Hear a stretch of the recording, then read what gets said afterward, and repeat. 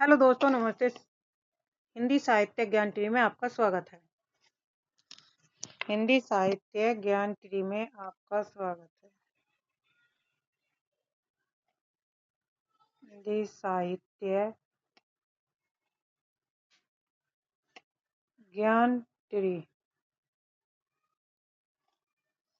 Channel को subscribe करिए, like करिए और शेयर करिए ताकि आपको समय पर नोटिफिकेशन मिलती रहे। क्वेश्चन नंबर 1, आज हम करेंगे practice set UP TGT PGT का हिंदी साहित्य से एक प्रैक्टिस सेट 2। पूरे 125 क्वेश्चन है, जिस तरह से एग्जाम आता है।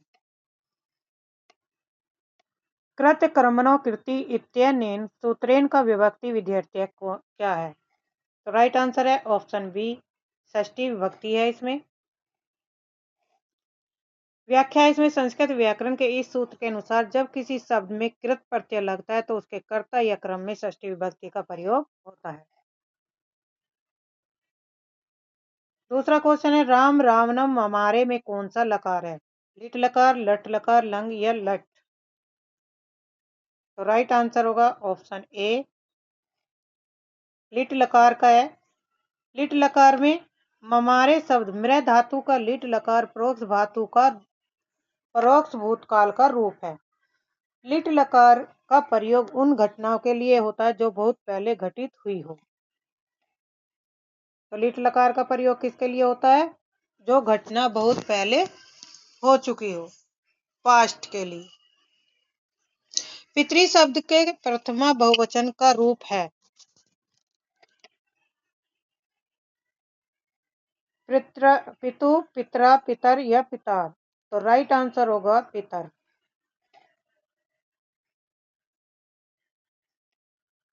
व्याख्या है, पितृ पिता शब्द के रूप प्रथमा विभक्ति में इस प्रकार चलते हैं जैसे पिता एक वचन में पितरों और द्विवचन पितर और बहुवचन में एक वचन में पिता हो गया, बहुवचन में पितरों और द्विवचन में बहुवचन में पितर। तो धातु रूप संस्कृत से संबंधित भी याद रखने हैं। जो जो धातु रूप इसमें पूछे गए क्वेश्चन में, तो वे आपको याद रखने। क्वेश्चन नंबर 4, सज्जन का संधि विच्छेद होगा सत प्लस धन। सही है, सत प्लस जन, ऑप्शन सी।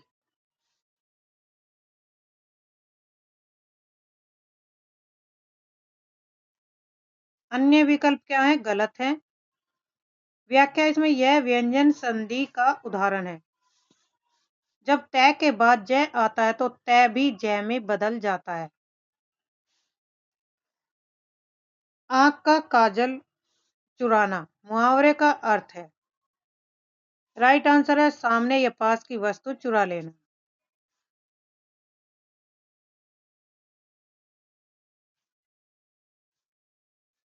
इस मुहावरे का अर्थ होता है ऐसी सफाई से चोरी करना कि सामने वाले को पता भी न चले, यानी अत्यंत कुशलता से चोरी करना।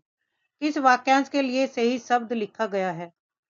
जिसको पूर्व जन्म की बातें याद हो, जाति स्मरक, जिसका यौवन छत नहीं हुआ हो, छत यौवन, ईश्वर पर विश्वास करने वाला नास्तिक, कलम की कमाई खाने वाला मसीहजीवी। छठे का सही राइट आंसर है ऑप्शन डी।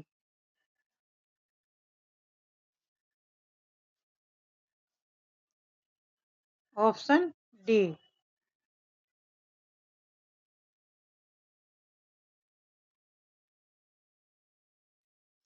जिसको पूर्व जन्म की बातें याद हो, जाति स्मरक है। विकल्प सी गलत है क्योंकि ईश्वर को मानने वाला आस्तिक होता है, ना कि नास्तिक। मैं मसीह जीवी कलम की कमाई खाने वाले को कहते हैं। तो कलम की कमाई खाने वाला भी क्या होगा? सही होगा। पर सबसे सटीक जो मिलान है, सही उत्तर होगा ऑप्शन डी, जिसका यौवन।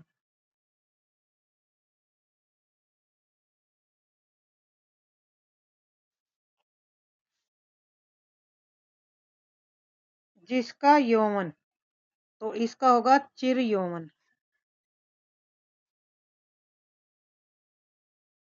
जिसको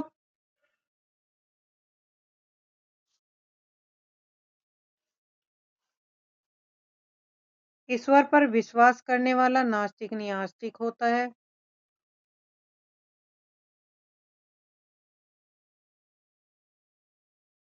और ईश्वर पे विश्वास न करने वाला नास्तिक होगा। कलम की कमाई खाने वाला मसीहजीवी और जिसको पूर्व जन्म की बातें याद हो जाती स्मरण। तो राइट आंसर ऑप्शन ए।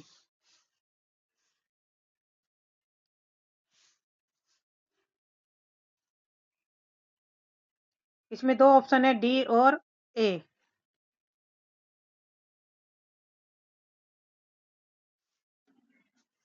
उसने खा लिया होगा अर्थ की दृष्टि से किस प्रकार का वाक्य है? खा लिया होगा तो राइट आंसर होगा संदेहवाचक है। इच्छावाचक वाक्य उसे कहते हैं जिसमें जिसमें किसी को आशीर्वाद दिया जाता है कि मेरी इच्छा है कि तुम्हारी आयु अधिक हो। काश वह खा लेता। इच्छावाचक का उदाहरण है काश वह खा लेता। खा लेता। संकेतवाचक का होगा भोजन उसकी पसंद का होता तो वह खा लेता। संकेतवाचक में क्या होता? काश वह खा लेता। और अगर तो लगा देंगे काश वह तो खा लेता तो संकेतवाचक हो जाएगा। विस्मादि बोधक में होता है वाह, आश्चर्यजनक, ये वाला चिन्ह है। उसने तो खा लिया होगा। उसने तो खा लिया होगा। संदेहवाचक में है कि अभी खाया है या नहीं, तो यहाँ पे होगा संदेहवाचक, ऑप्शन डी।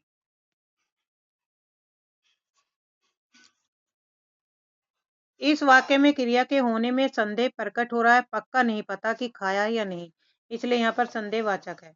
निम्नलिखित शब्दों में से एक वर्तनी शुद्ध है, कौन सी है वो बतानी है। तो राइट आंसर होगा आठवें का ऑप्शन बी, आकंठ।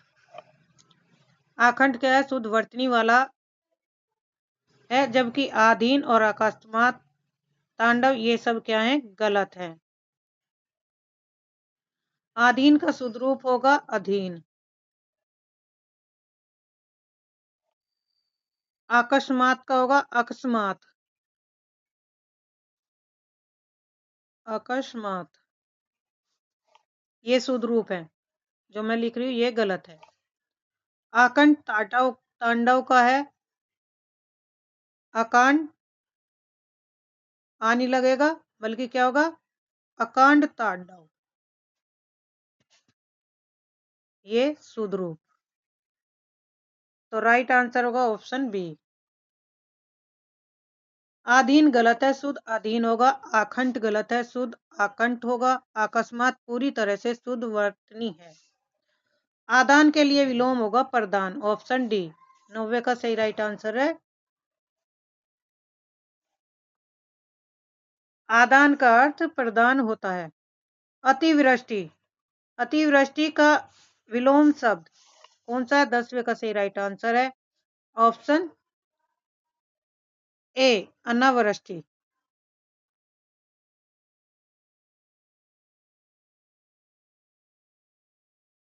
अतिवृष्टि का अर्थ है बहुत ज्यादा बारिश होना, या अनावृष्टि का अर्थ है बिल्कुल बारिश न होना, यानी कि सूखा, अनावृष्टि का अर्थ। और अतिवृष्टि अधिक बारिश होना। कौन से शब्द युग्म का अर्थ भेद सही नहीं है? 11वें का सही राइट आंसर है, ऑप्शन बी, अचल, अंचला, पर्वत और नारी, यह क्या है? गलत है। पर्वत का शुद्ध होगा पृथ्वी, अचल का एक का, और एक होगा पर्वत। पर्वत और पृथ्वी, बी का सही राइट ऐसे बनेगा, तो इसमें नहीं पूछा, गलत है, बाकी तीनों सही है।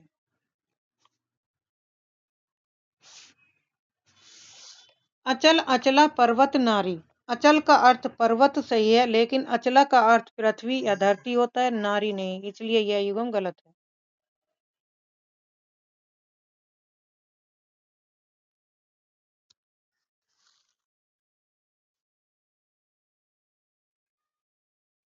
बारह, कामदेव का पर्यायवाची शब्द कौन सा है? तो राइट आंसर है मनोज। कामदेव का पर्यायवाची शब्द कौन सा होगा? तो मनोज होगा, राइट आंसर होगा ऑप्शन सी, मनोज। व्याख्या देखेंगे इसकी। मनोज का अर्थ है मन में जन्म लेने वाला। जो कामदेव का प्रसिद्ध पर्यायवाची है सरोज कमल को कहते हैं। निम्नांकित में से कौन सा शब्द सूर्य का पर्यायवाची नहीं है? 13 का सही राइट आंसर होगा ऑप्शन ए रश्मि। रश्मि जो है जो तो दिनकर, अंशुमाला, भास्कर, रवि, प्रभाकर, पतंग, सविता, हंस, आदित्य, अर्क, भानु आदि शब्द किसके हैं? तो सूर्य के पर्यायवाची हैं। तो इसमें सूर्य का नहीं है, रश्मि। रश्मि का अर्थ है किरण, न कि सूर्य, जो बाकी तीनों सूर्य के ही पर्यायवाची हैं। निम्नलिखित में से कौन सा शब्द देशज है? तो राइट आंसर होगा ऑप्शन ए डिबिया। डिबिया एक क्षेत्रीय या स्थानीय भाषा का शब्द है, जबकि चाबी, स्लेट और अलमारी विदेशी भाषाओं से आए शब्द हैं। तो विदेशी शब्द भी हमें याद रखने हैं, चाबी, स्लेट, अलमारी और विदेशी भाषा से आए। कौन सा शब्द रूप तत्सम है? तो 15 का सही राइट आंसर होगा ऑप्शन ए करम। करम जो है तत्सम है। करम संस्कृत का मूल शब्द है, इसलिए यह तत्सम, इसका तद्भव रूप काम होता है। तत्सम का तद्भव रूप क्या होगा? काम। स्वाभाविक, स्वागत, इन दोनों शब्दों में कौन सा उपसर्ग है? तो ए दोनों में स्व और सु। तो राइट आंसर होगा ऑप्शन सी, स्व और सु दोनों में ये उपसर्ग है। उस शब्दांश को क्या कहते हैं जो किसी शब्द के अंत में लगकर उस शब्द का अर्थ बदल देते हैं? तो उसे कहते हैं प्रत्यय। जो शब्द के शुरू में जुड़ते हैं उन्हें उपसर्ग, और जो अंत में जुड़ते हैं प्रत्यय कहते हैं। लौकिक शब्द में प्रत्यय है एक, ऑप्शन डी।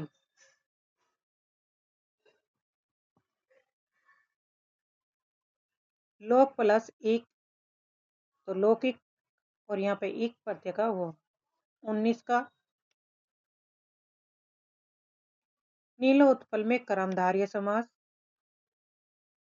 दशानन में बहुब्री समास, राम लक्ष्मण में अविभाज्य और दिव्य रात्रि में द्वंद्व समास। तो राम और लक्ष्मण में क्या होगा? द्वंद्व समास। 19 का सही राइट आंसर होगा ऑप्शन सी।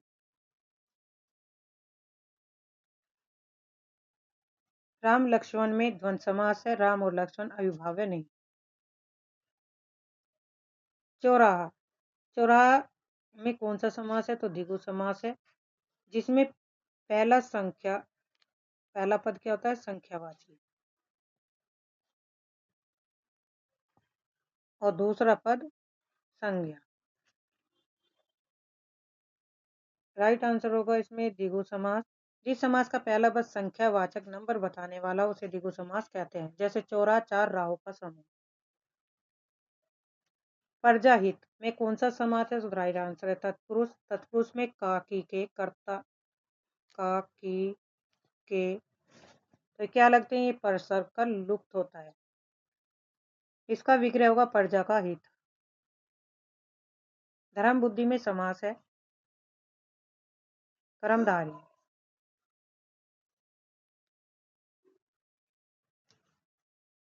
धर्म रूपी बुद्धि यहाँ विशेषण और विशेष्य का संबंध है, इसलिए कर्मधारय समास होगा। पवन शब्द में कौन सी संधि है? तो राइट आंसर होगी अयादि संधि। ओ प्लस धन, पवन। अयादि संधि के नियम से ओ का अव हो जाता है। के प्लस अपी, कोई पी, तो ऑप्शन डी। यह विसर्ग संधि का उदाहरण है। विसर्ग के बाद ए आने पर विसर्ग ओ में बदल जाता है और बाद वाला ए अवग्रह इसमें बन जाता है।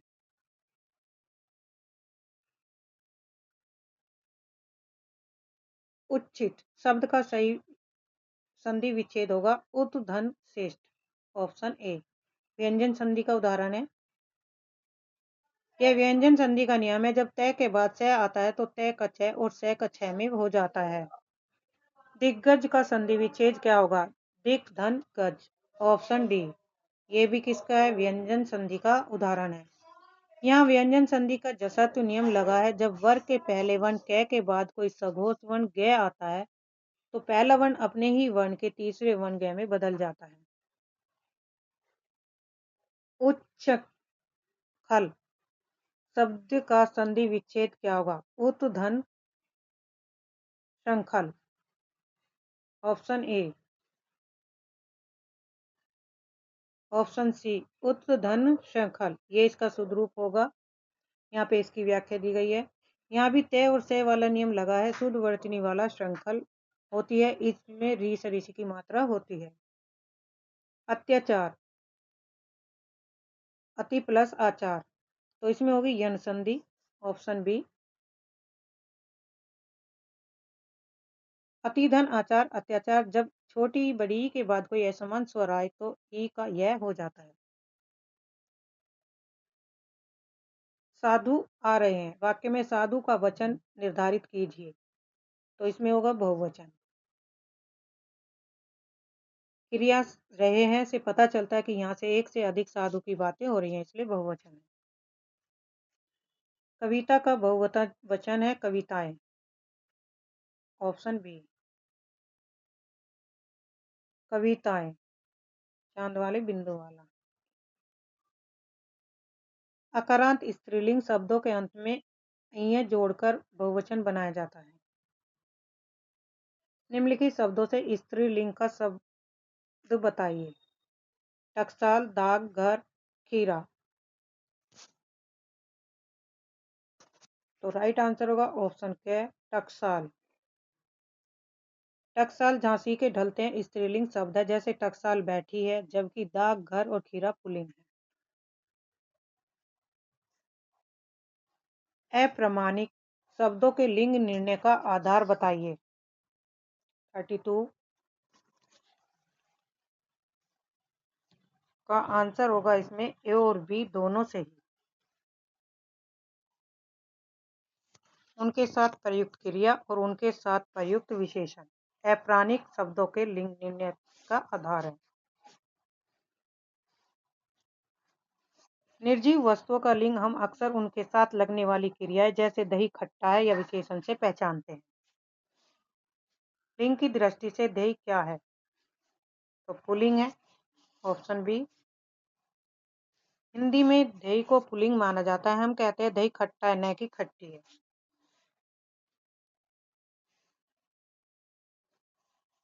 इनमें से पुल्लिंग शब्द कौन सा है? दया, निर्धनता, बुढ़ापा या दुर्घटना। राइट आंसर होगा बुढ़ापा। बुढ़ापे में भाववाचक संज्ञा जिन शब्दों के अंत में पा आता है वे प्राय पुल्लिंग होते हैं। दया, निर्धनता और दुर्घटना स्त्रीलिंग के अंतर्गत है। इनमें कौन सा शब्द पुल्लिंग है? दिव्या, धात्री, खटमल, जीव। दात्री। Option B. खटमल। राइट आंसर होगा खटमल। खटमल हमेशा पुल्लिंग में ही गिना जाता है। दिव्या, दात्री और जीव स्त्रीलिंग के अंतर्गत आते हैं। कर्म कारक की विभक्ति कौन सी है? कर्ता ने कर्म को। तो राइट आंसर होगा सी।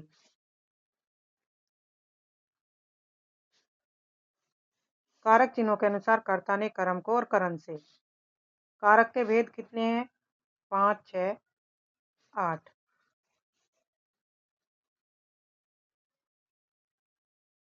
हिंदी व्याकरण में कुल 8 कारक माने गए हैं, जिनमें है कर्ता ने कर्म, करण, संप्रदान, अपादान, संबंध, अधिकरण और संबोधन।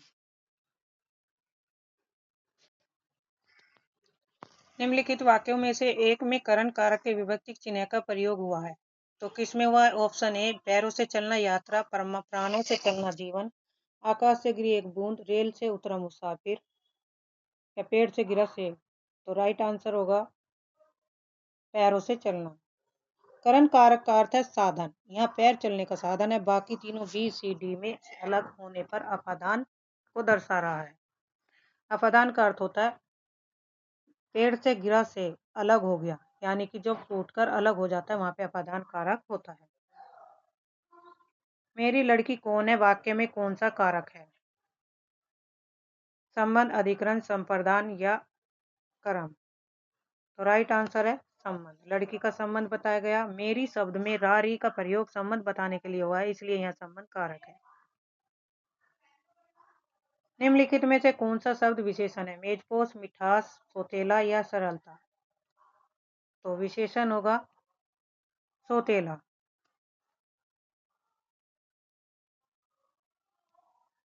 सोतेला शब्द किसी संज्ञा जैसे सोतेले भाई की विशेषता बताता है, इसलिए यह विशेषण मिठास और सरलता भाववाचक संज्ञा के अंतर्गत आते हैं। ऊपर नीचे जाता रहता है वाक्य में अव्यय शब्द क्या है? तो ऊपर नीचे अव्यय शब्द है। ऊपर नीचे स्थानवाचक क्रिया विशेषण अव्यय है क्योंकि इसका रूप लिंग या वचन के रूप नहीं बदलता। राम धीरे धीरे टहलता है वाक्य में क्रिया विशेषण है। तो राइट आंसर है धीरे धीरे क्रिया विशेषण है ऑप्शन सी।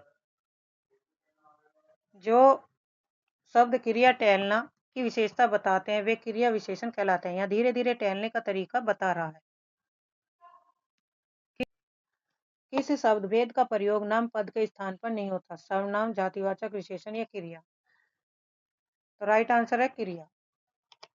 नाम पद संज्ञा के स्थान पर सर्वनाम और कभी कभी विशेषण का प्रयोग होता है, लेकिन क्रिया काम को बताती है, नाम की जगह नहीं आती। निम्नलिखित में से एक कथन सही है। सभी स्वर सघोष होते हैं, सभी स्वर अघोष होते हैं, सभी स्वर सघोष और अघोष दोनों होते हैं, सभी स्वरों में घोषत्व नहीं होता। 44 का सही राइट आंसर है सभी स्वर सघोष होते हैं। ध्वन्यात्मक दृष्टि से हिंदी के सभी स्वर सघोष ध्वनियां मानी जाती हैं। इनमें से कौन सा युग्म अघोष ध्वनि का ग, घ, डैड है, फै, दैद है? तो राइट आंसर है पै और फै। प्रत्येक वर्ग का पहला और दूसरा वर्ण जैसे पै और फै अघोष होता है, बाकी सघोष होते हैं। दृश्य श्रव्य काव्य से क्या अभिप्राय है? देखने के साथ साथ जिसे सुन भी सके, जैसे चलचित्र वह दृश्य श्रव्य है। तो राइट आंसर होगा ऑप्शन सी। जिसे आंखों से देखा और कानों से सुना दोनों जा सके, जैसे फिल्म या नाटक का मंचन, उसे श्रव्य दृश्य कहते हैं। मुस्लिम शासकों के समय भारत में न्यायालयों की भाषा कौन सी थी? उर्दू, संस्कृत, हिंदी या फारसी? तो राइट आंसर होगा अरबी और फारसी। मध्यकाल में मुस्लिम शासकों के समय दफ्तरी और कानूनी काम मुख्य रूप से फारसी भाषा में होता था।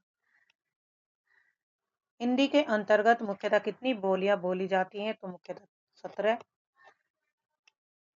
हिंदी की 5 उपभाषाओं के अंतर्गत 17 प्रमुख बोलियां मानी जाती हैं। कुछ विद्वान इन्हें 18 भी मानते हैं।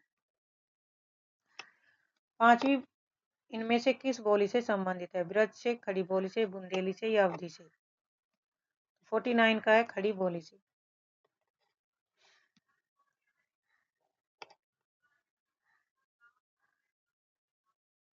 पश्चिमी हिंदी है, ये गलत है।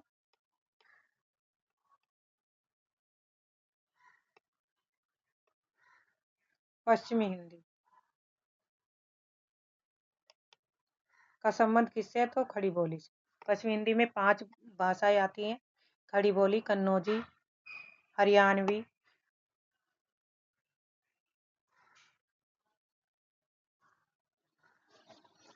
50। कौन सी बोली पश्चिमी हिंदी की नहीं है? तो बघेली नहीं है, कन्नौजी, ब्रज और बांगरू ये तीनों पश्चिमी हिंदी की है। बघेली पूर्वी हिंदी की बोली है। पश्चिमी हिंदी में ब्रज, कन्नौजी, बुंदेली, बांगरू और खड़ी बोली आती है। राजभाषा से क्या अभिप्राय है? सरकारी कार्यालय की भाषा, राज्य में बोलचाल की भाषा, राष्ट्रभाषा, संविधान की। तो सरकारी कार्यालय की भाषा।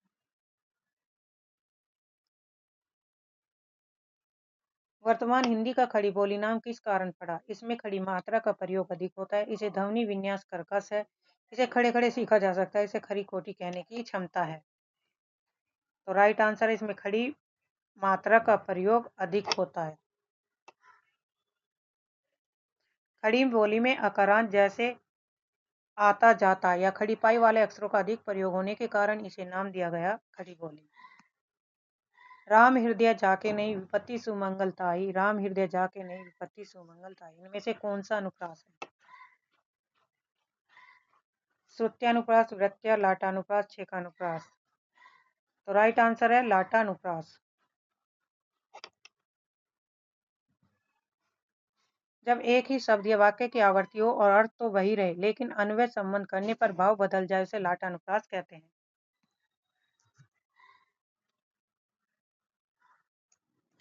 मखमल के झूले पड़े हाथी सा टीला में कौन सा अलंकार है? तो राइट आंसर होगा लुप्तोपमा। यहाँ हाथी सा टीला में तुलना की गई है।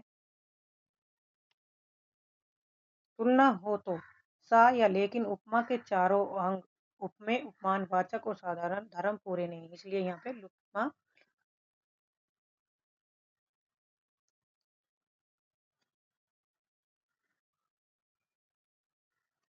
सब को जानत तुम्हारे तुम्हें सारे जगत जान में काव्य का कौन सा दोष है?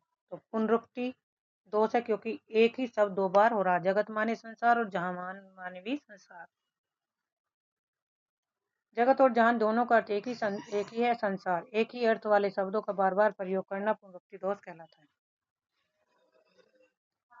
चंपू के दो भेद है, विरुद्ध और कपालक, विरुद्ध और कुलक, विरुद्ध और कर्मभक और विरुद्ध। राइट आंसर विरुद्ध और कम्बक। गद और पद के मिश्रण को चंपू काव्य कहते हैं, जिसके दो मुख्य भेद है, विरुद्ध और कम्बक माने जाते हैं। कशिका क्या है? पंतजलि द्वारा रचित महाभाष्य की टीका, पंतजलि द्वारा योग सूत्र की टीका, पिनानी द्वारा रचित अष्टाध्यायी, भर्तहरि द्वारा कृत वाक्य दीप। 57 का सही राइट आंसर होगा ऑप्शन सी, पाणिनि द्वारा रचित अष्टाध्यायी की टीका। दीप जले शंख बजे के रचनाकार कौन है? विष्णु प्रभाकर, रघुवार, कन्हैयालाल मिश्र या भुवनेश्वर। तो राइट आंसर होगा कन्हैयालाल मिश्र। कन्हैयालाल मिश्र प्रभाकर द्वारा लिखा गया एक प्रसिद्ध संस्करण। विद्या की दृष्टि से अस्थि और भौतिक कृति क्या है? आत्मकथा, पत्र साहित्य, उपन्यास और निबंध। तो विद्या की दृष्टि से ये क्या है? निबंध है, ऑप्शन। अस्थि और भवती विश्वनाथ प्रसाद मिश्र का प्रसिद्ध निबंध ग्रंथ है। 60 इनमें से किस कृति की रचना का आधार कठोपनिषद है? अंधायुग, आत्मजयी, महाप्रस्थान या आर्यावर्त। तो राइट आंसर होगा आत्मजयी। कुंवर नारायण की कृति आत्मजयी का कथानक कठोपनिषद के नचिकेता प्रसंग पर आधारित है। आचार्य शुक्ल का निबंध।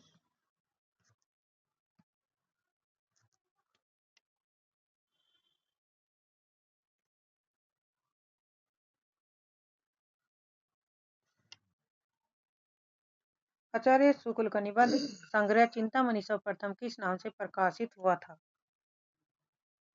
तो ये होता था विचार वीथी, 1939 में। रामचंद्र शुक्ल का प्रसिद्ध निबंध संग्रह चिंतामणि पहले 1930 में और विचार वीथी के नाम से छपा था।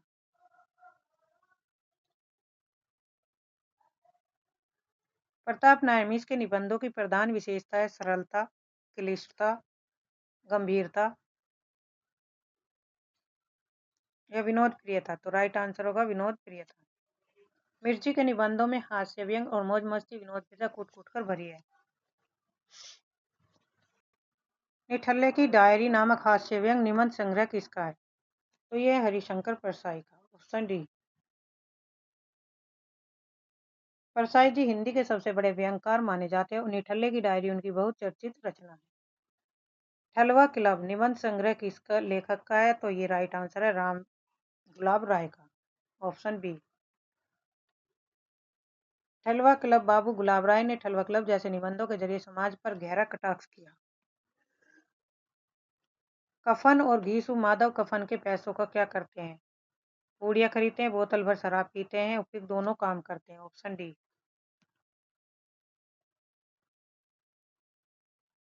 प्रेमचंद की इस कहानी में गरीबी और मजबूरी के कारण वे कफन के पैसों से अपनी भूख मिटाते हैं और शराब पीते हैं।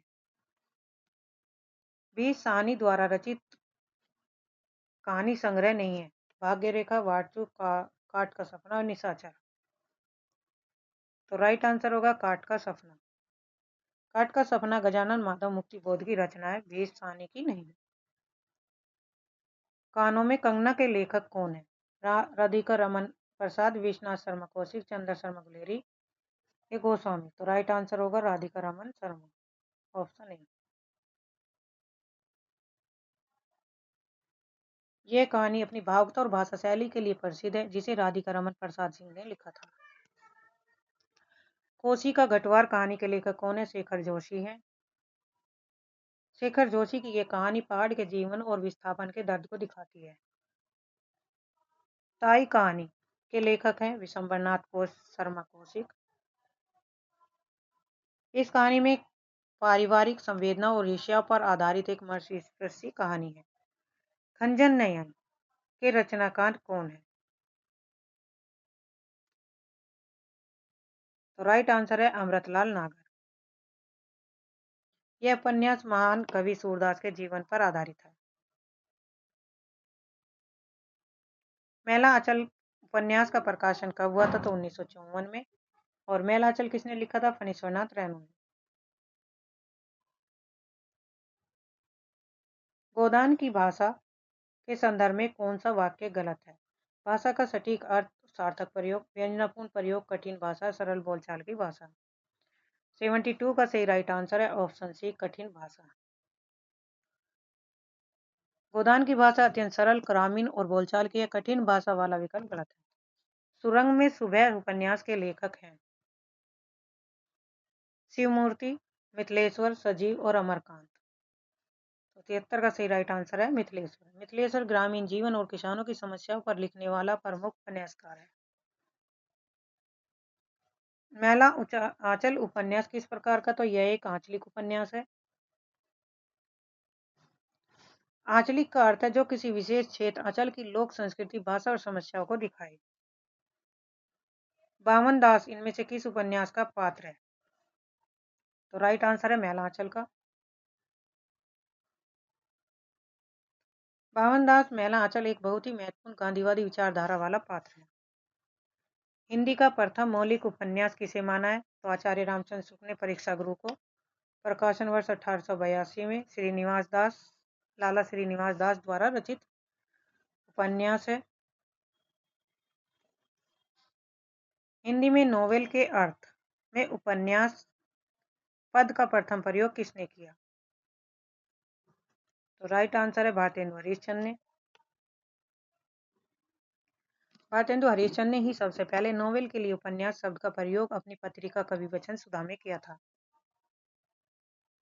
गरीबी और जहालत इस रोग के दो कीटाणु मैला आंचल में ये वाक्य किसके हैं? कमला, ममता, अनिल कुमार, प्रशांत। तो ये वाक्य किसके हैं? प्रशांत के। यह प्रसिद्ध कथन डॉक्टर प्रशांत का है, जो फणीश्वरनाथ रेणु के उपन्यास मैला आंचल का मुख्य पात्र है। ठेठ हिंदी का ठाठ किस विद्या की रचना है? ठेठ हिंदी का ठाठ ये उपन्यास है। Option D. यह उपन्यास अयोध्या सिंह उपाध्याय हरिओद द्वारा रचित लिखा गया एक चर्चित उपन्यास है, जो मुहावरेदार हिंदी के प्रयोग के लिए जाना जाता है। राधा कृष्ण ने गोवध की समस्या का निवारण करने हेतु कौन सा उपन्यास लिखा था? तो निसाय हिंदू। राधा कृष्ण दास ने निसाय हिंदू उपन्यास के माध्यम से समाज में गोवध रोकने और हिंदुओं की दयनीय स्थिति को दिखाया गया है। आचार्य रामचंद्र शुक्ल ने पहला अंग्रेजी ढंग का मौलिक उपन्यास किसे माना है? तो राइट आंसर है परीक्षा गुरु को। इंदर सभा के लेखक कौन है? कश्मीरी, अमानत, भारतेंदु हरीशचंद्र या प्रताप नारायण मीर। तो 82 का सही राइट आंसर है ऑप्शन बी, अमानत। इंदर सभा अमानत लखनवी द्वारा रचित एक प्रसिद्ध गीति रूपक ओपेरा है। भारतेंदु हरीशचंद्र द्वारा रचित कौन सा नाटक अनुदित रचना के अंतर्गत आता है? तो राइट आंसर है विद्या सुंदर। विद्या सुंदर भारतेंदु जी का अनुदित नाटक है, जो मूल रूप से संस्कृत के चोर पंचाशिक का बंगला अनुवाद था। दूसरा दरवाजा किस विद्या की रचना है? नाटक है, उपन्यास है, गीति नाट्य, कहानी है। तो 84 का सही राइट है नाटक है। ये लक्ष्मी नारायण लाल द्वारा रचित एक महत्वपूर्ण नाटक है, दूसरा दरवाजा। दुर्स्वामी नाटक की रचना किसने की थी? तो जयशंकर प्रसाद ने 1933 में। जयशंकर प्रसाद का यह नाटक स्त्री समस्या और पुनर्विवाह जैसे गंभीर विषयों पर आधारित है। विलक्षण बात यह कि आधुनिक गद्य साहित्य की परंपरा का प्रवर्तन नाटक से हुआ। उपयुक्त कथन किस इतिहासकार का है? तो है आचार्य रामचंद्र शुक्ल। आचार्य शुक्ल ने यह बात हिंदी गद्य के विकास के संदर्भ में कही। प्रसाद जी के नाटकों में स्कंदगुप्त को श्रेष्ठ किसने कहा? तो मिश्र बंधुओं ने, रामचंद्र शुक्ल ने, रामकुमार वर्मा, राहुल सांकृत्याय। तो ये कहा था आचार्य रामचंद्र शुक्ल जी ने। आचार्य शुक्ल ने जयशंकर प्रसाद के ऐतिहासिक नाटकों में स्कंदगुप्त को सबसे ऊंचा स्थान दिया। इनमें से कौन सा नाटक भारतेंदु जी का नहीं है? भारतेंदु दुर्दशा है, नील देवी है, प्रेम जोगनी है, रणधीर प्रेम मोहिनी नहीं है। यह किसका है? रणधीर। यह श्रीनिवास दास का नाटक है, भारतेंदु जी का नहीं। इनमें से कौन सा कवि नकेनवाद से जुड़ा है? केसरी, केदार, नरेश मेहता या केदारनाथ अग्रवाल? तो राइट आंसर है केसरी कुमार। नकेनवाद प्रबंधवाद में 3 कवि थे, नलिन विलोचन शर्मा, केसरी कुमार और नरेश, जिसकी ट्रिक है नकेन। प्रगतिवादी कवियों में अपनी विचारधारा से कट्टरता पूर्वक जुड़े रहने वाले कवि हैं। तो कौन है? गजानन माधव मुक्तिबोध। Option B. मुक्तिबोध अपनी मार्क्सवादी विचारधारा और संघर्षपूर्ण कविताओं के लिए जाने जाते हैं। निम्नलिखित में से कौन सी रचना महाकाव्य की नहीं है? कामायनी नहीं, प्रियप्रवास, साकेत, पल्लव। पल्लव नहीं है। अच्छा, कामायनी का प्रकाशन वर्ष 1935, प्रियप्रवास का 1914, खड़ी बोली का मार, साकेत 1931, मैथिलीशन गुप्त की है, पल्लव 1928 पंत की है। पल्लव जो सुमित्रा नन्दा पंत का एक काव्य संग्रह है, बाकी तीनों प्रसिद्ध महाकाव्य हैं। शेर सिंह का शस्त्र समर्पण के रचनाकार हैं? निराला, दिनकर, चौहान या जयशंकर प्रसाद? तो राइट आंसर होगा जयशंकर प्रसाद। यह जयशंकर प्रसाद की एक लंबी कविता है जो उनके काव्य संग्रह लहर में संकलित है। अग्निपथ के पार चंदन चांदनी का देश किसकी पंक्ति है? तो राइट आंसर है महादेवी वर्मा की।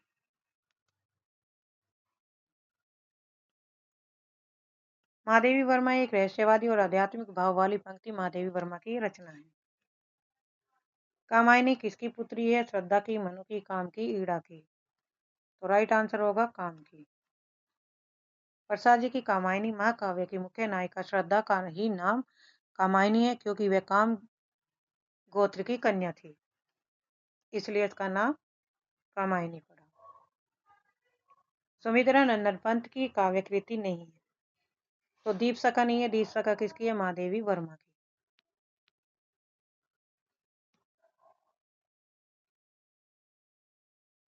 अपराजिता के लेखक हैं नरेंद्र शर्मा, अचल, दिनकर, माखनलाल चतुर्वेदी। 96 का सही राइट आंसर है अचल।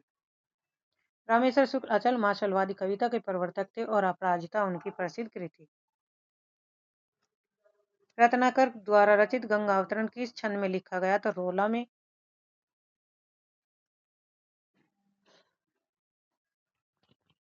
रत्नाकर कृत गंगा अवतरण किस छंद में लिखा गया? तो रोला छंद में लिखी गई रचना है ये।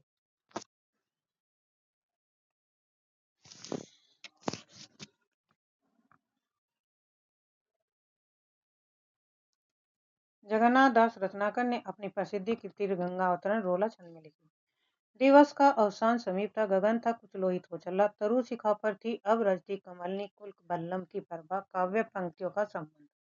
आंसू से, परिवर्तन से, प्रिय प्रवास से, किसान से? तो राइट आंसर होगा ऑप्शन सी, प्रिय प्रवास। 1914 ईस्वी में लिखी गई हरियोध की ये रचना है और यह महाकाव्य के अंतर्गत आता है। कितने सर्ग है इसमें? 17 सर्ग का वर्णन किया गया है और यह पहली रचना जो खड़ी बोली भाषा में लिखी गई थी।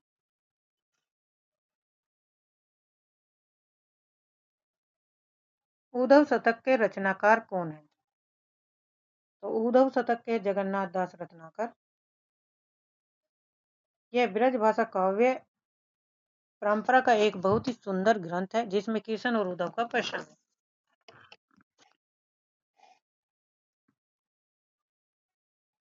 जो ही मैंने आप कई बार परिश्रम किया कि खड़ी बोली में कुछ कविता बनाऊं, पर वह मेरे चितानुसार नहीं। ये कथन किसका है? अयोध्या सिंह उपाध्याय, भारतेंदु हरिश्चंद्र। तो यह कथन किसका है? भारतेंदु हरिश्चंद्र का। भारतेंदु जी ने अपनी ब्रजभाषा की प्रधानता और खड़ी बोली में काव्य रचना की कठिनाई को बताते हुए ये बात कही थी। भारत भारती के रचनाकार कौन है? तो मैथिली शरण गुप्त हैं।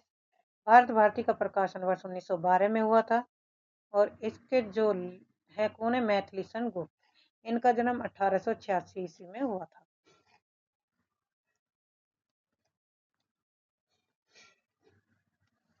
भारत भारती मैथिली शरण गुप्त की सबसे प्रसिद्ध रचना 1912 है। इसी रचना के कारण महात्मा गांधी ने उन्हें राष्ट्र कवि की उपाधि प्रदान की।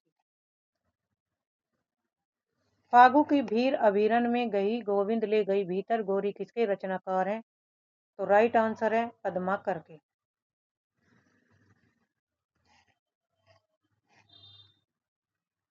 यह रीतिकालीन कवि पद्माकर की बहुत प्रसिद्ध होली वर्णन की पंक्ति, जिसमें गोपियों द्वारा कृष्ण के साथ होली खेलने का सुंदर चित्रण है। अभिधा उत्तम काव्य, मध्य लक्षणालीन, अधम व्यंजना रस विरस, उल्टी कहत प्रवीण। शब्द शक्ति के विषय में निम्नलिखित कथन किसका है?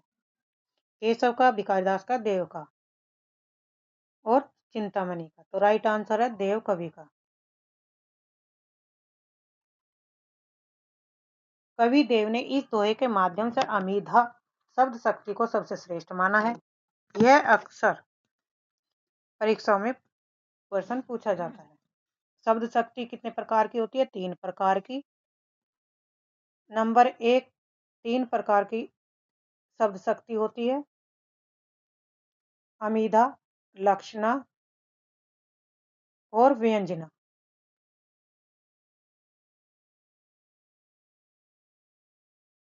भाषा बोले नहीं जाने जिनके कुल के दास, यह कथन किस कवि का है? तुलसीदास, केशवदास, विद्यापति या जायसी।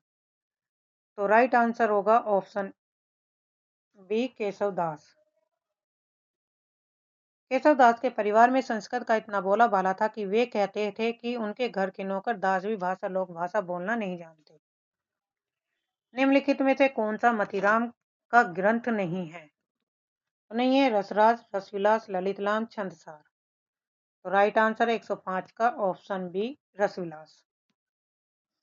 रसविलास कवि देव की रचना है, मतीराम की नहीं। बाकी तीनों मतीराम के प्रसिद्ध ग्रंथ हैं। रसविलास किसकी रचना है? देव की।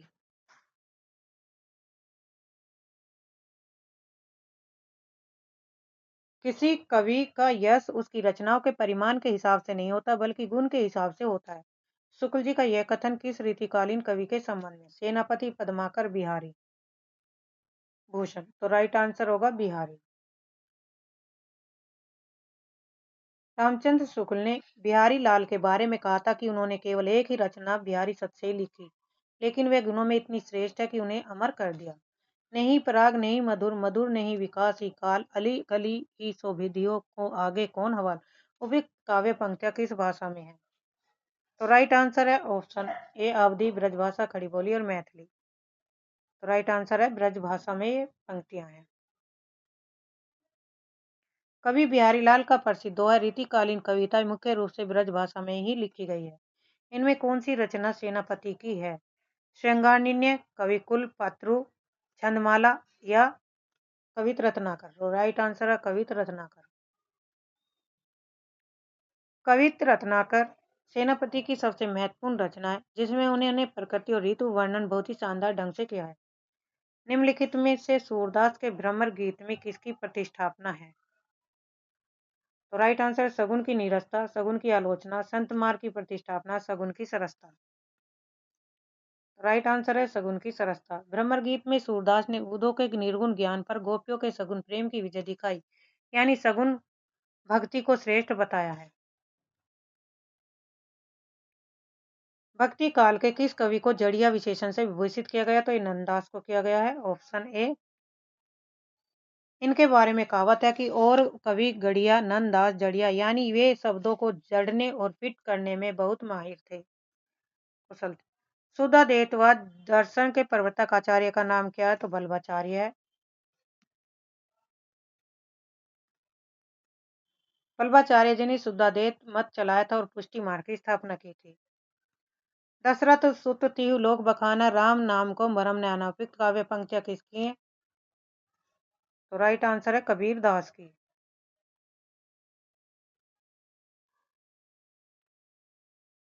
कबीर दास जी निर्गुण राम के उपासक थे, इसलिए वे कहते हैं कि लोग दशरथ पुत्र राम को तो जानते हैं, पर असली राम नाम के मर्म के रहस्य को वे नहीं जानते। तुलसीदास किस दार्शनिक मत के भक्त कवि थे? तो विशिष्टाद्वैतवाद के। और विशिष्टाद्वैतवाद किस क्या संप्रदाय कौन थे? रामानुजाचार्य, जो सगुण भक्ति का आधार थी। मीराबाई के गुरु कौन थे? तो रैदास थे। मीराबाई ने संत रविदास को अपना गुरु माना था, जिनका जिक्र उन्होंने अपने पदों में किया। उपदेश रसायन के रचनाकार कौन है? तो उपदेश रसायन के जिनदत्त सूरी। यह अपभ्रंश भाषा की महत्वपूर्ण रचना जिसे जैन आचार्य जिनदत्त सूरी ने लिखा। स्वयंभू की कृतिका का नाम क्या है? तो स्वयंभू की कृति का नाम है पौंचर्य।